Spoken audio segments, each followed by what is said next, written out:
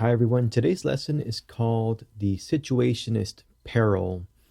And what we're going to be doing is looking at some social psychological experiments that seemingly have a bearing on Aristotle's virtue ethics.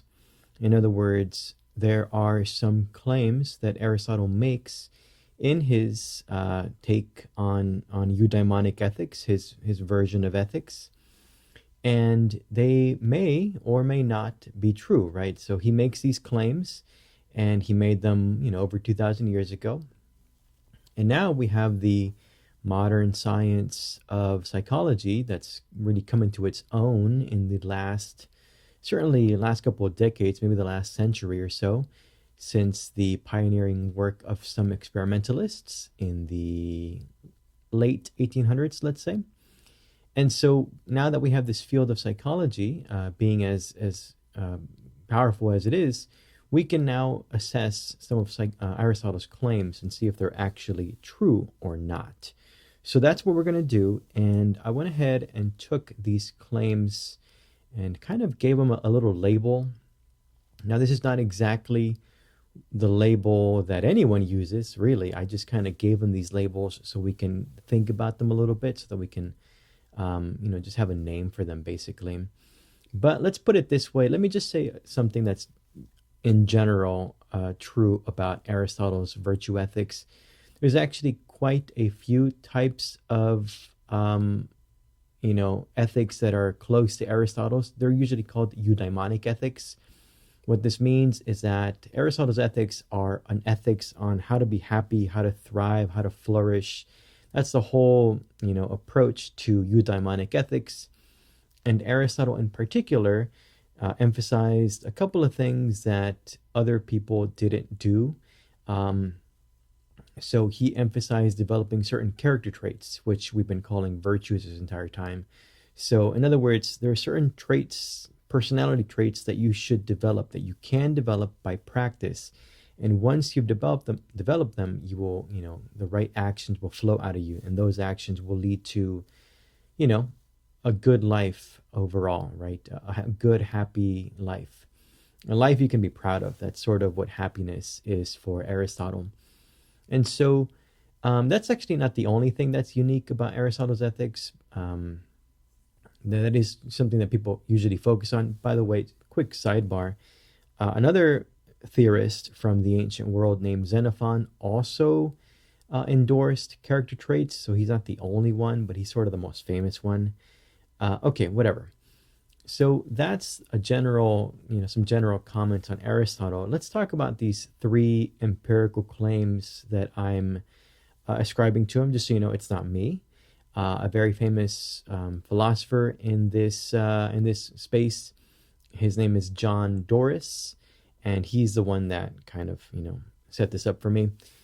So let's start with the first one, directionality. That's the label that I've given to this idea from Aristotle that once you acquire these character traits, the virtues, they will nudge you in the right direction, behaviorally speaking, right? So it's a lot of work to train yourself to have these dispositions to act in a particular way.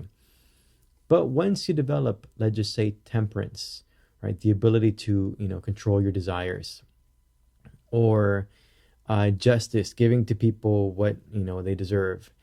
Once you develop these, you will go in that direction naturally, right? And that's the whole idea of directionality. They take you towards the right action. So that's one claim that Aristotle makes. Another one that he makes is that these traits are stable.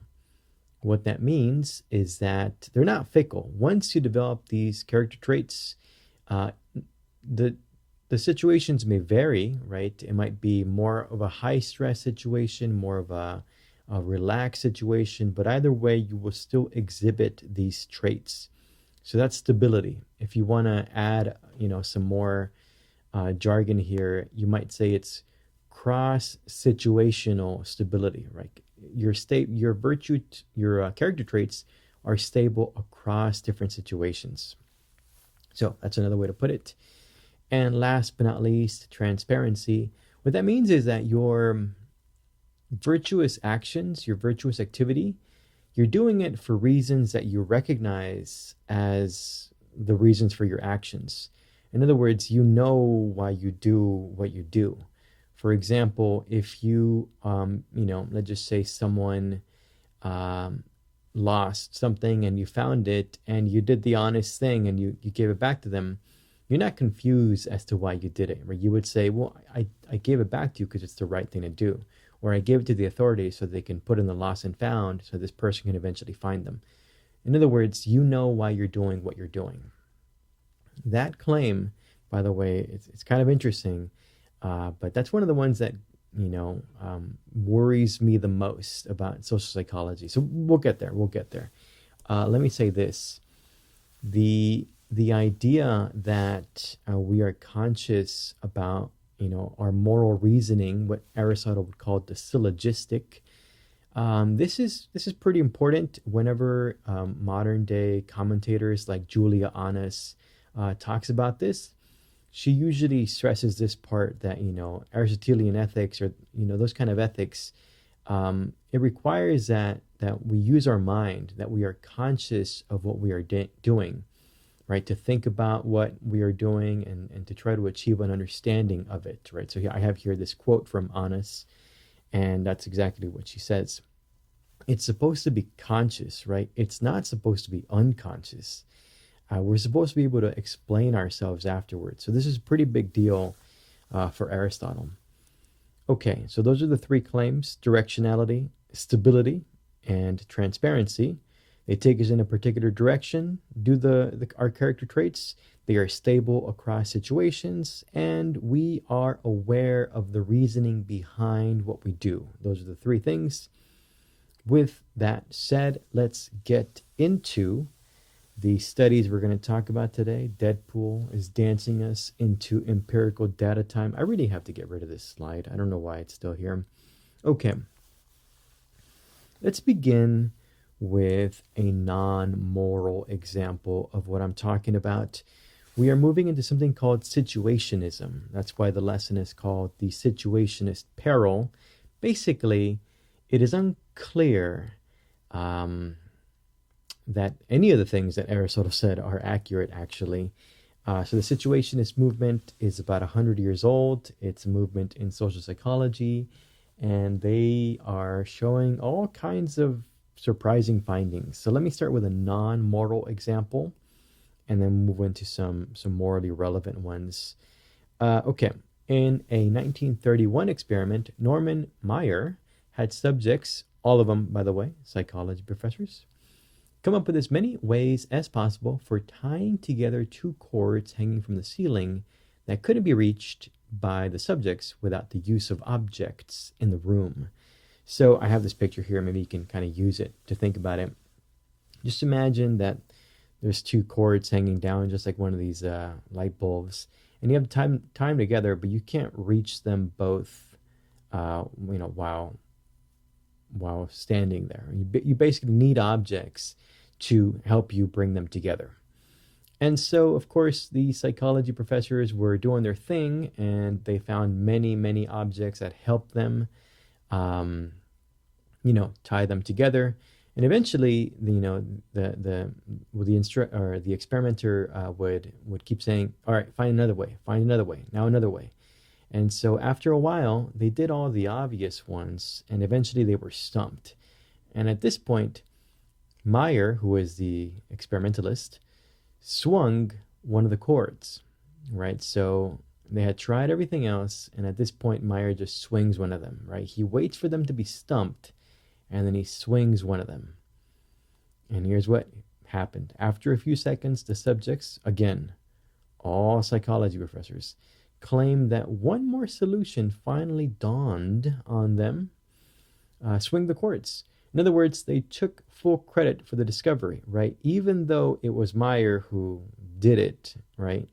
And he did it in a nonchalant way, kind of just swinging it like, whatever. They would see it as their own discovery, and they would take full credit for it. I even have the quote of one subject that is very elaborate fabrication, is what we're going to call this, because he didn't come up with it. Let's be honest about this. It wasn't really his idea.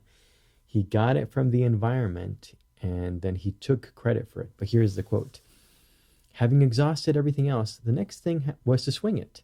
I thought of the situation of swinging across a river. I had imagery of monkeys swinging from trees. This imagery appeared simultaneously with the solution. The idea appeared complete." Well, that is a very cute story. Of course, it is not true. Um, it was the environment that gave him the idea. In particular, it was someone, someone else in the room, someone external to him that gave him the idea by swinging the cord. But then his mind took credit for that idea. So this is situationism in a nutshell. The environment has effects on us that we don't recognize as coming from outside of us. So these people, again, I got to stress this one more time. They were all psychology professors. You would imagine if anyone was on to the effects of the environment on their mind, it's these people, but not so. They did not realize the effect that the situation was having on them. And so, even though it was a situation that made them act a certain way, they were blissfully unaware. Okay, so that is situationism in a nutshell. Let's look now at some other situationist studies. These are going to have more of a moral flavor to them. I'm going to begin with a very famous one from Batson. Daniel Batson, by the way, was a graduate student when he did this experiment. I just think that's awesome because, as a graduate student, he made a very famous experiment. Let me give you the gist of this study real quick, and we're going to do it in today's Food for Thought, because this is really, once you think about this, it's a little worrying, to be honest. Okay, so here's basically what was happening.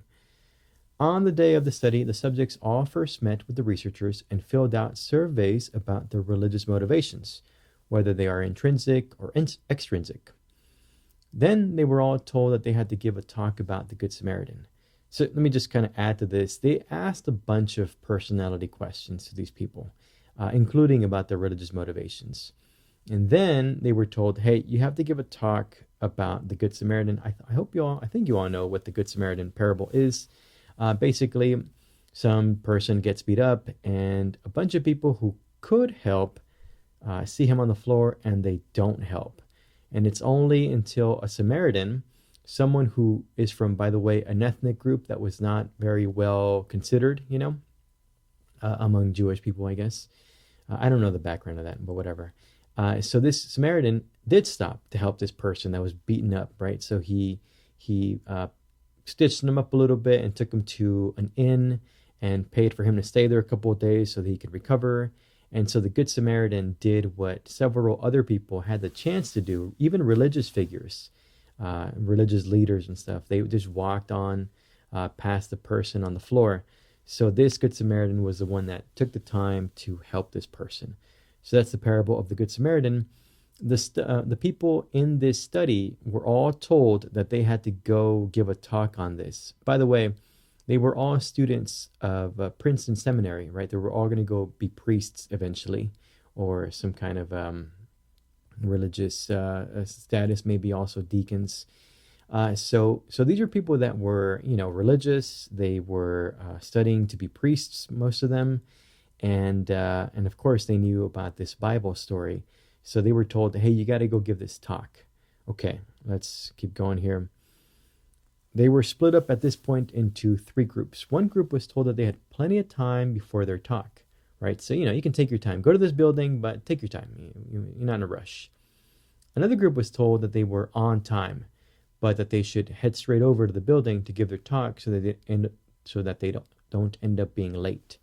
In other words, hey, don't rush or anything. You're on time, but go straight over, right? Go ahead and go there now. And the last group was told that they were running late. So you got to run, right? You have to make it over there right now. All right, so these are the three groups: the early group, the on-time group, and the late group. And they were all told to go and give this talk in another building. While they were on their way to this other building, all the subjects encountered a man slumped over in a hallway, coughing and groaning. Okay, so here is an opportunity to help someone in need. And literally, they should be thinking about this, right? Because they're about to go give a talk on the Good Samaritan.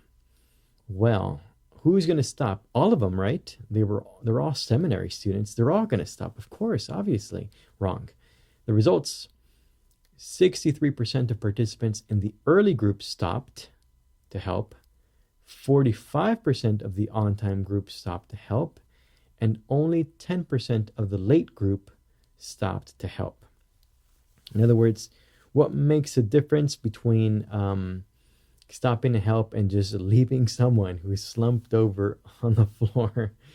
What makes a difference? How much time you have, right? So external constraints, the situation you find yourself in, that is what makes you behave in certain ways.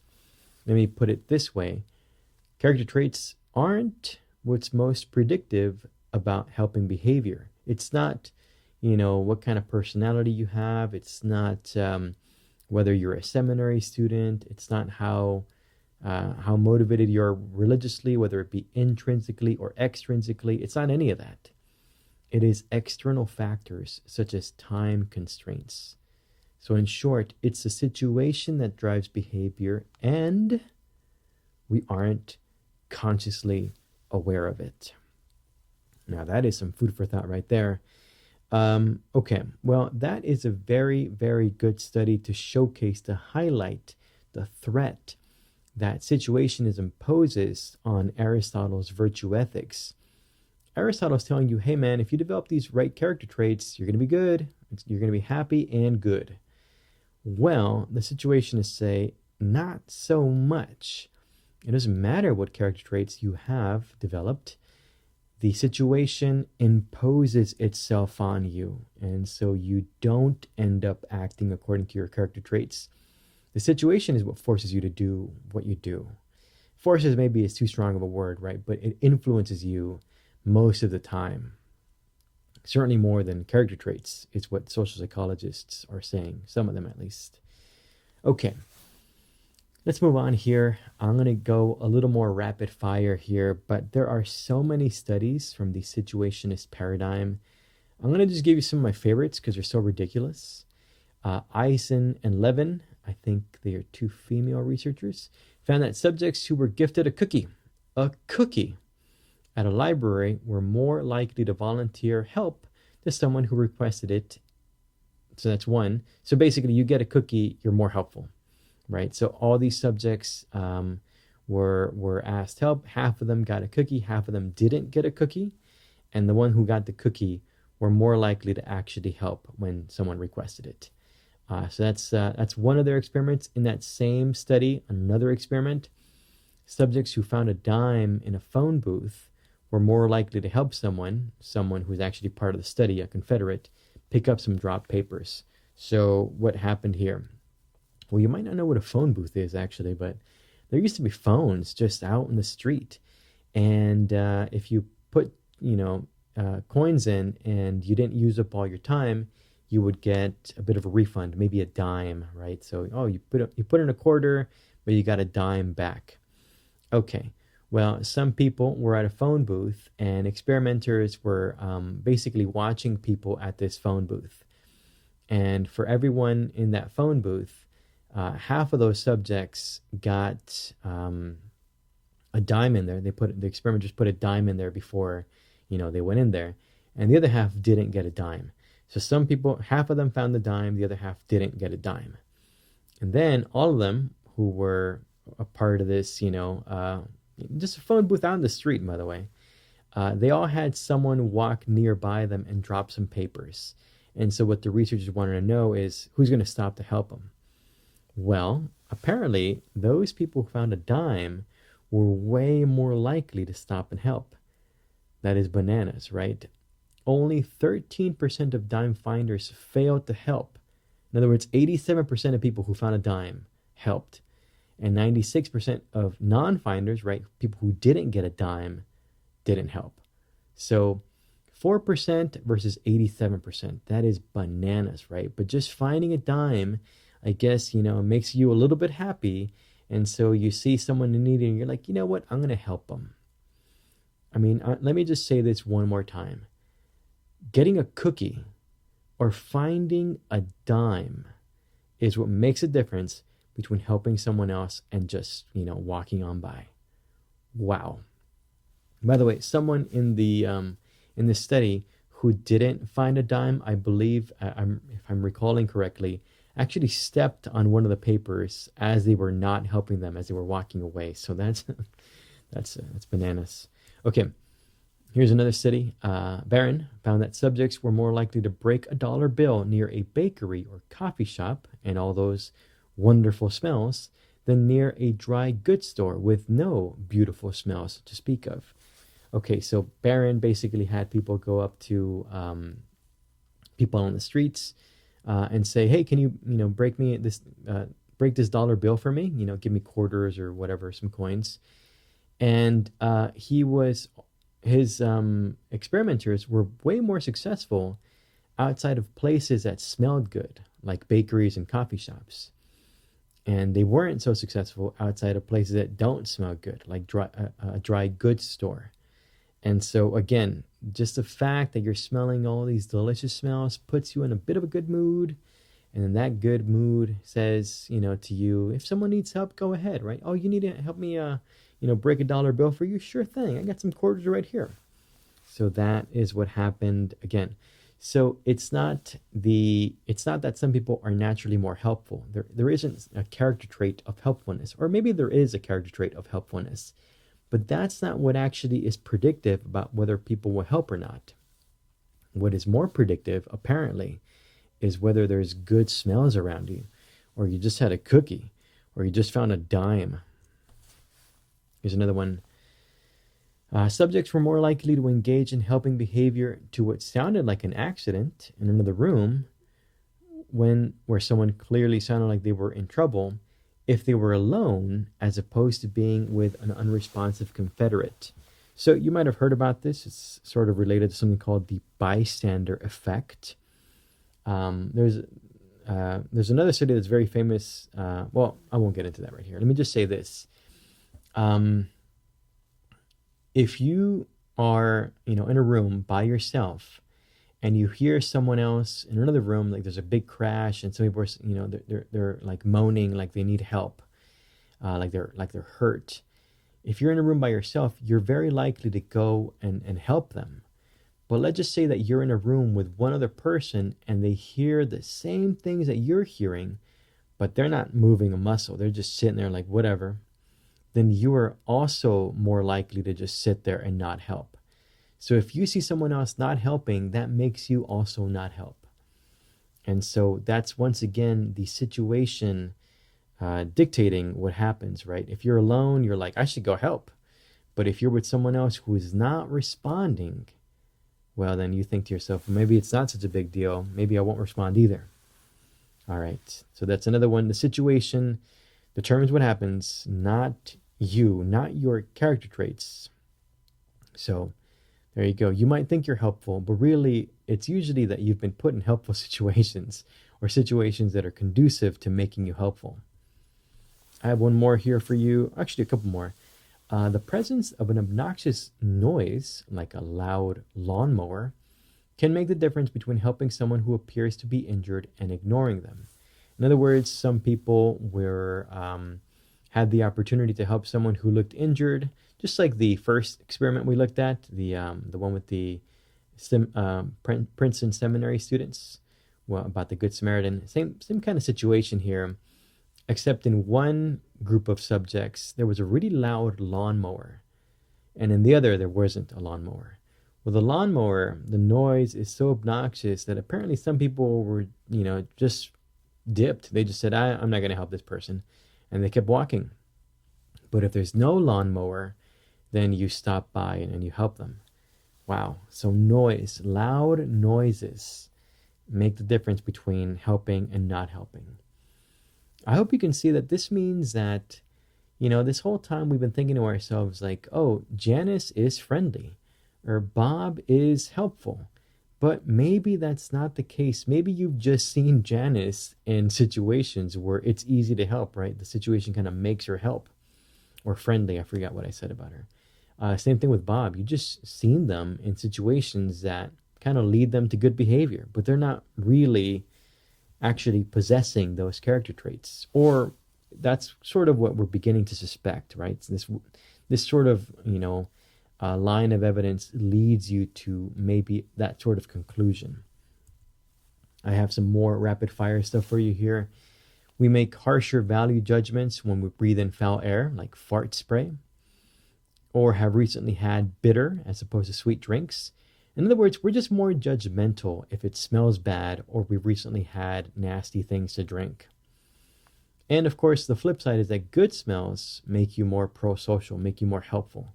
So this is weird, right? This is very, very strange. You might have thought all your life, hey, I'm a helpful person. No matter what, I do the right thing. Yeah, try helping someone when it smells like fart. Probably not going to happen. That it's very interesting, these findings and what they mean for good behavior. Okay, let's move into some very infamous experiments. You've probably heard of the Milgram experiments on obedience. The setup is very cool. By the way, totally probably wouldn't get passed by an ethics review board today, but whatever. So here's what happened. You're a subject and you go in and there's this other subject there. And apparently one of you is going to be the teacher and another one's going to be the learner. And the teacher is going to, basically quiz the learner on a bunch of words. And whenever the learner gets something wrong, you have to zap them, like a little electric shock. And so that's a setup. Unbeknownst to you, you're going to be the teacher no matter what. The other person who's in the study, who you think is also a participant in the study, they're actually a part of the study. So you walk in there and you're the only person basically who's not in the study. And so what they make you do is they make you shock this person, the person who's, getting the answers wrong, according to a script. So this person is getting all the answers wrong. You keep zapping them. They start complaining that their heart hurts and that they feel uncomfortable. Their arm is going numb, whatever. And you don't want to do it anymore. But the experimenter who's behind you, by the way, it's just a guy in a lab coat. He says things like, oh, you have to continue. The experiment requires that you continue. So you keep shocking this person. And the study was basically trying to figure out this. How long will you shock someone? Because the shocks go up in voltage. So you have this impressive looking machine in front of you and you're shocking them. And it goes up to, 4x extreme danger. And so the Milgram, the lead researcher, was wondering, I wonder if they'll go all the way. He didn't think anyone would go all the way, or very few people would go all the way. Well, surprise, surprise, many people, as long as they were coaxed by the person in the white lab coat, as long as they were told, yeah, keep going, they would go all the way. So let's look at some of the findings. So one of the main findings is that the situation is what made the difference in conformity. Conformity was highest, 65%. Let me tell you what that means. That means that 65% of participants kept shocking the person all the way until they literally couldn't hear them anymore. So the learner, the quote-unquote learner, was in another room. And eventually, after complaining a bunch about their heart, they just stopped responding. And so whenever you don't respond anymore, that counts as the wrong answer. And so the teachers, right, you, the participant in the study, you were asked to keep shocking them even though you couldn't hear them in the other room. They were dead for all you knew, right? And so 65% of people kept shocking them even when this person was probably dead in the other room. So that is some pretty high conformity. 2/3, right? 2 out of 3 people will shock someone to death. Well, that's what they got when the experiment took place at Yale. And the learner was in, this other room. You couldn't really see them.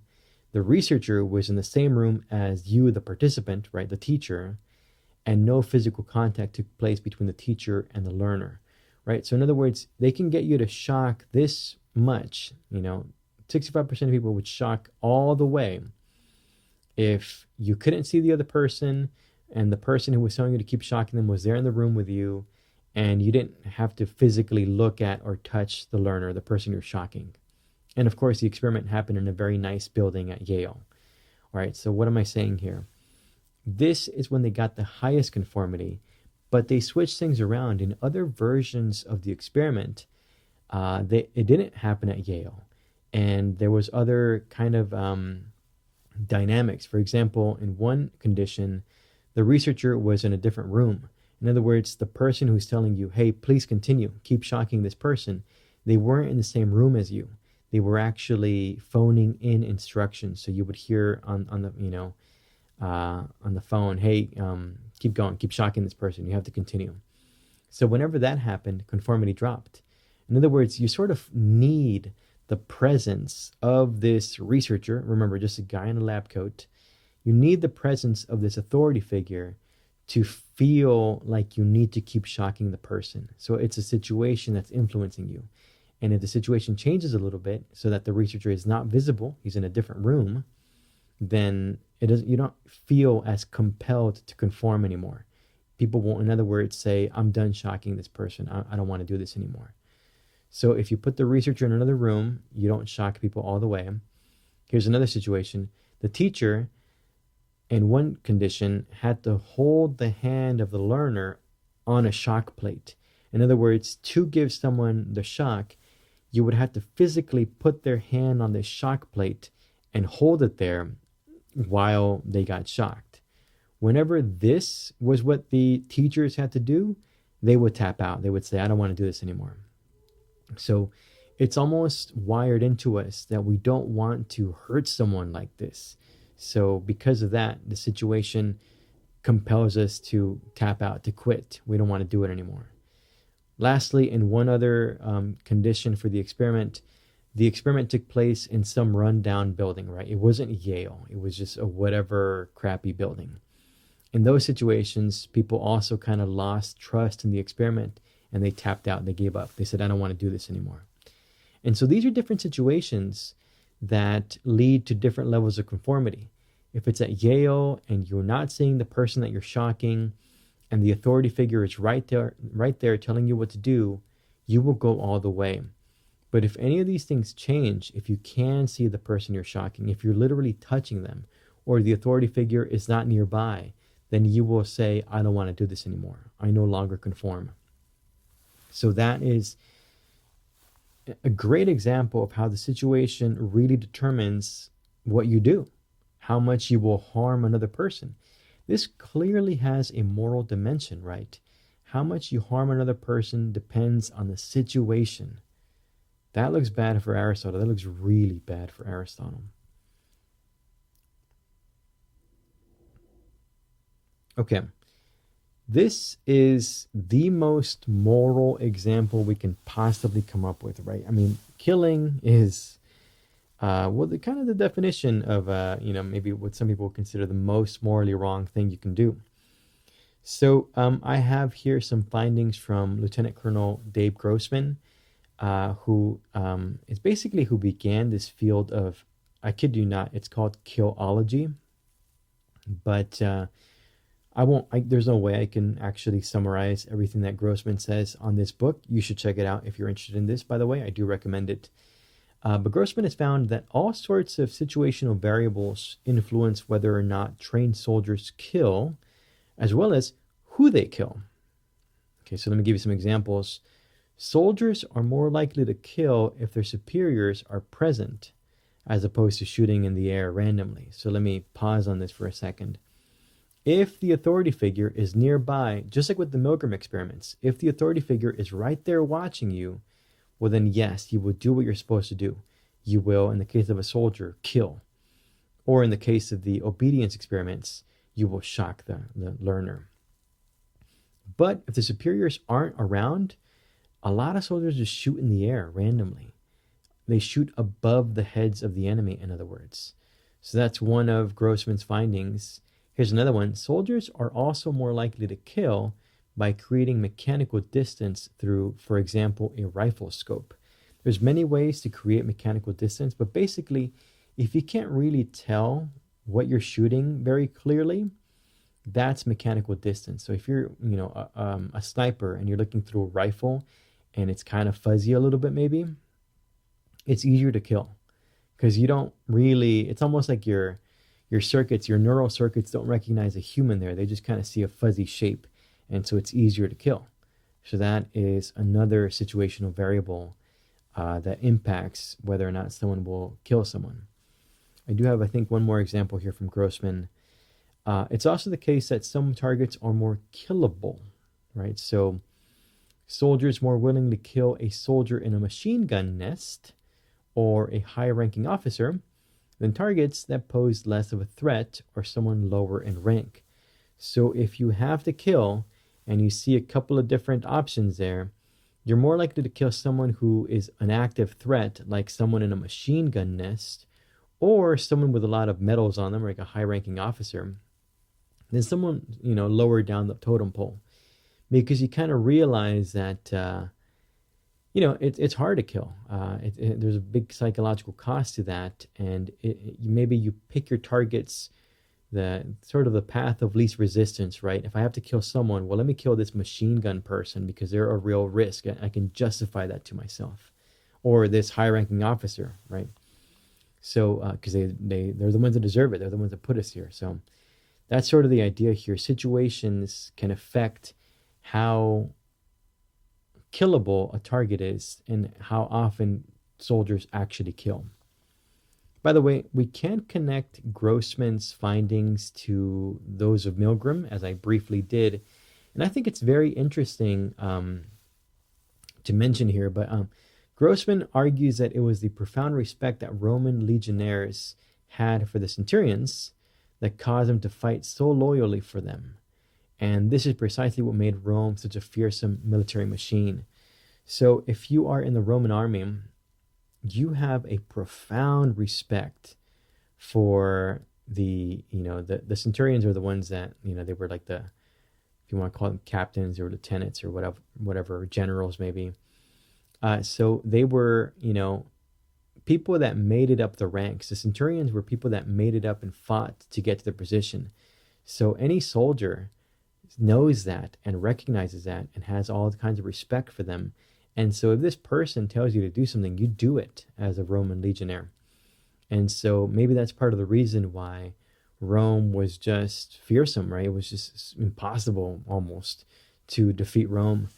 Even when they would lose, they would come back. So there's many reasons why Rome was an incredible military machine. But now we're starting to get psychological findings that explain why Rome was so powerful.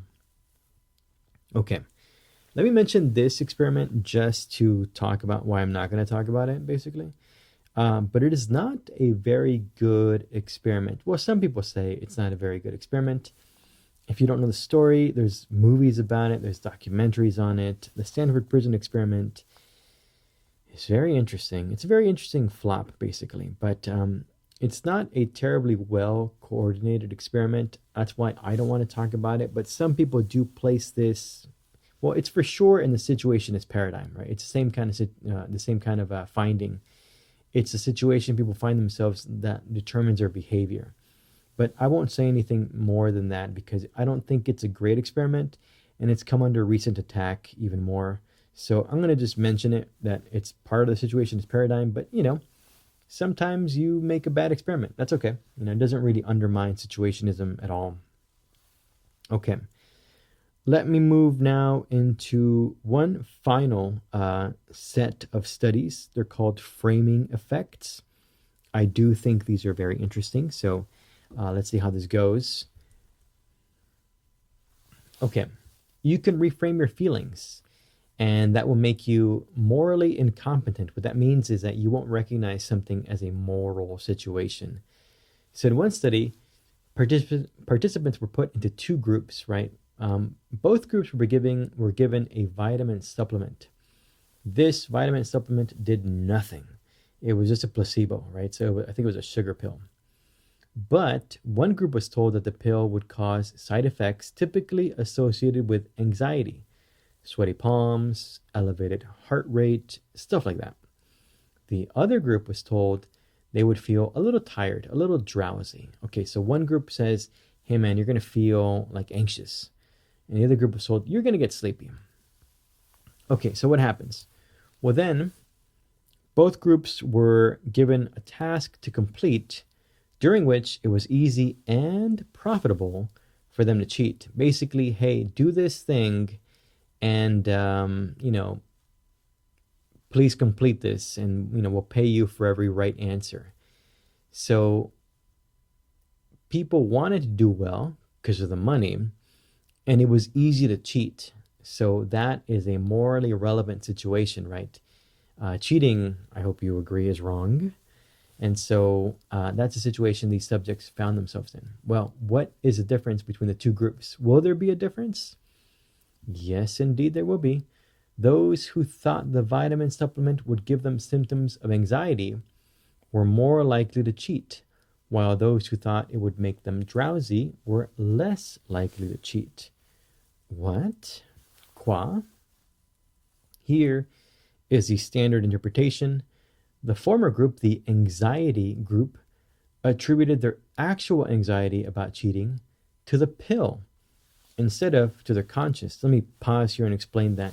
In other words, when they were getting ready to cheat, this group, they were already feeling a little bit of anxiety, right? Right before you cheat, I think you get nervous, right? Because you don't want to get caught. It's embarrassing to get caught, or it might have some negative repercussions, or you might not get the money after all.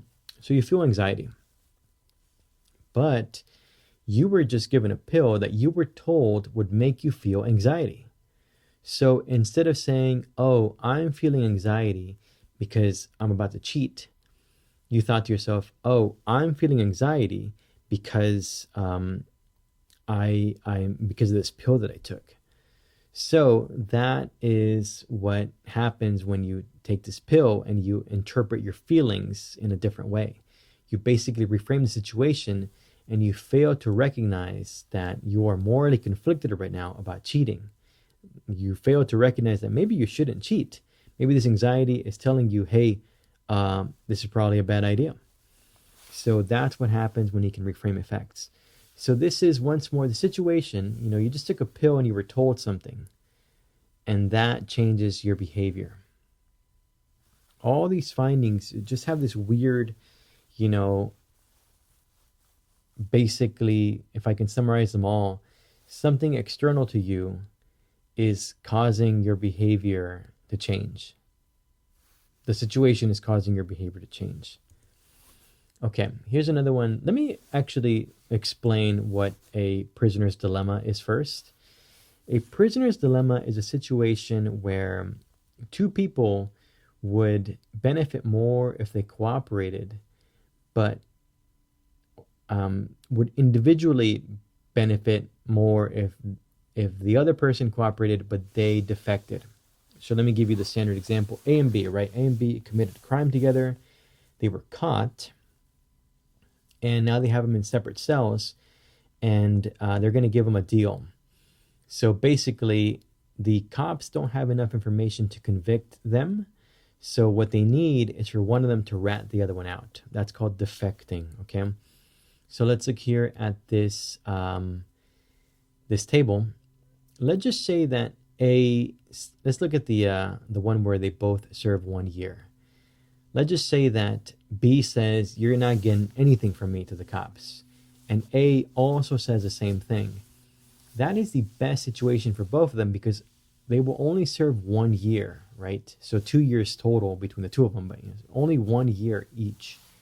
That's their best situation because they do have them on other crimes, but not on the big crime. So that's the best that can happen for them, that they both just stay silent. But what if B betrays A? Let's look at the one where A serves 3 years and B goes free. In this case, A stays silent. A doesn't say a word to the cops, but B says, you know what? A absolutely wanted to do it. I'll tell you how he did it. Boom. At that point, B goes free. He just ratted out A, and A serves 3 years, right? 3 years is more than the 2 years that would get served if they both cooperated. Okay, the same things happens in the middle bottom one. B serves 3 years, A goes free. In this case, A rats out B, and B doesn't say anything. So B gets 3 years, A goes free. Let's just say they both rat each other out. They both get 4 years. That's actually the worst situation. That's 4 years total, right? 2 years each. And so you can see the way that's the best for them, where they serve the least amount of time together jointly, right, is the one where they both stay silent. But obviously, it would be more rational, one might say, for them to hope that the other person stays quiet and you rat them out, because that way you go home free. That's a prisoner's dilemma, basically. It's best if you both cooperate, but the situation is such that it's very tempting to rat the other person out. That's the way I would summarize it. So this is a prisoner's dilemma. Whatever. Framing activities in the language of business leads to increased competition and decreased cooperation. For example, subjects placed in a one-shot prisoner's dilemma were more cooperative if it was framed as a social exchange than as a business deal. So you put people in a situation like the one that I just explained, where it's a little complicated, but you explain everything to them and you say, hey, you know what, this is a business deal. Well, if you tell them it's a business deal, they're going to be a little more cutthroat. Or if you say, you know what, this is a social exchange. It's about, dealing with each other in a community kind of a way. Well, then they'll be more cooperative. So even though it's the exact same problem, it's literally called a game sometimes, the exact same game. If you call it a community game, you'll get people to be more cooperative. And if you call it a business deal, you'll get people to be more cutthroat. So again, the same exact situation or game, but if you frame it differently, make it a different situation, people will react in different ways. Yeah, situation clearly matters, and it clearly seems to have an effect on what it is that you do. Okay, let me tell you some of the findings from all this. This is John Doris. I actually began with by mentioning that this is John Doris's work that inspired this lesson. Here's a quote. Social psychologists have repeatedly found that the difference between good conduct and bad appears to reside in the situation more than in the person. So personality traits don't seem to be the most predictive. The situation is what is most predictive about how you behave. Here's another quote from Harman, recently passed away, by the way. I do not think that social psychology demonstrates there are no character traits or virtues in Aristotle's sense, but I do think that results in social psychology undermine one's confidence that it is obvious there are such traits. Phil Harman is going a little further here. Phil Harman is basically saying, I'm not even sure that character traits exist. I'm not confident that they exist. In other words, you might think there's such a thing as helpfulness. No. There's actually just a bunch of situations that get people to act helpful. And sometimes you see the same person in a bunch of the same helpful making situations. And so you say, oh, that person is helpful. What you should have said is that person, you've seen that person in a lot of helpful situations. Not that they are helpful, not that they have this character trait of helpfulness. So that's Harman's conclusion. We don't need to get into this, right? If you want to argue that character traits don't exist, that's cool, man. Go check out the literature on that. All we care about is whether or not these findings undermine Aristotle. And so if you want to get more information on this, check out The Person and Situation or John Doris's book, Lack of Character.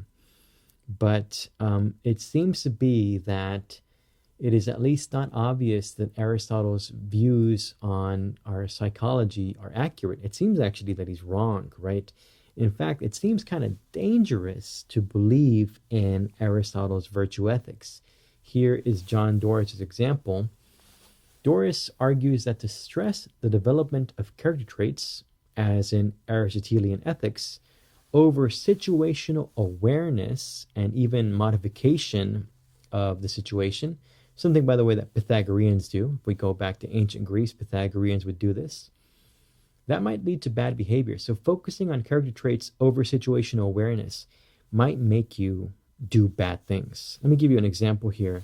A very long example, but hopefully you can follow along. Imagine that a colleague with whom you have had a long flirtation invites you for dinner, offering enticement of interesting food and elegant wine, with the excuse that you are temporarily orphaned while your spouse is out of town.